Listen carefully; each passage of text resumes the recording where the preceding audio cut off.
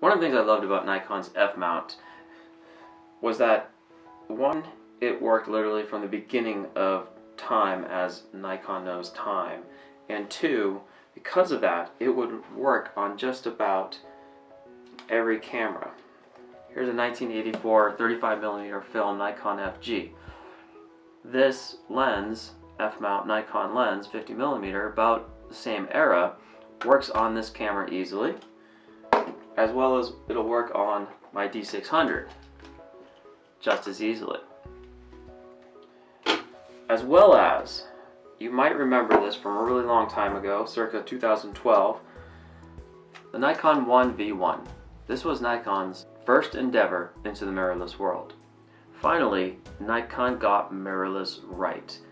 Downside to it is all these f-mount lenses that worked really well, just take them off one camera, put them on another camera, no longer work that well together anymore. And you had to update to the Nikon FTZ Adapter if you wanted to use your f-lens with your new Z series.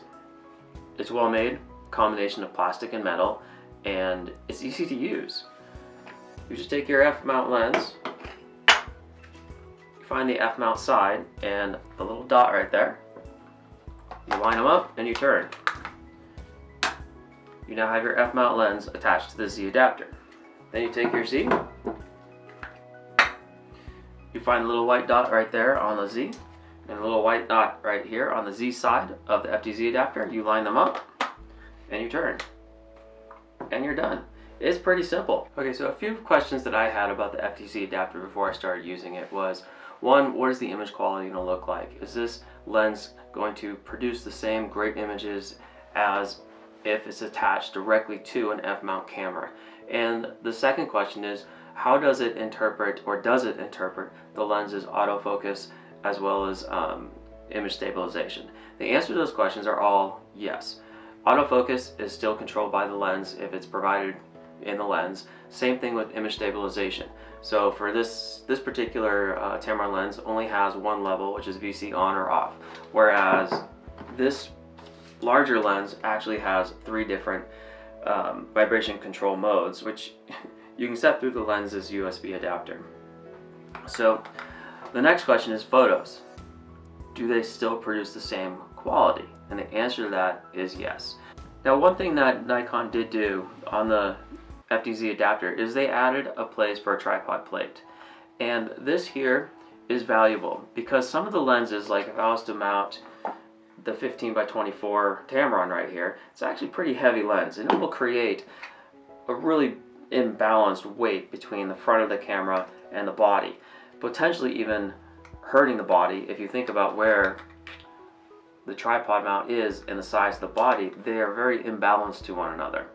And so Nikon went ahead and put the mount here for a tripod plate, and that's pretty simple to put on. You just take your plate and you screw it in. Using a little hex tool, goes on pretty quick. Make sure it is straight on there. Give it a tight, snug.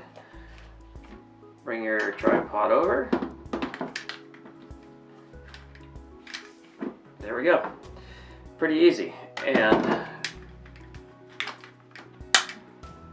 if we are to put a heavier lens on here, you'll be able to see the advantage of the weight balance. So to take the lens off and you want to put another f-mount lens on here, it's actually really simple too. You don't have to take the entire adapter off your camera. There's a little button right here that slides towards the camera body. You just push it in and turn. The lens comes off.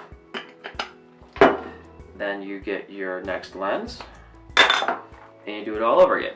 Find a little white dot right there, the little white line on your lens, line them up, turn, and now you've got the 15-24 Tamron here.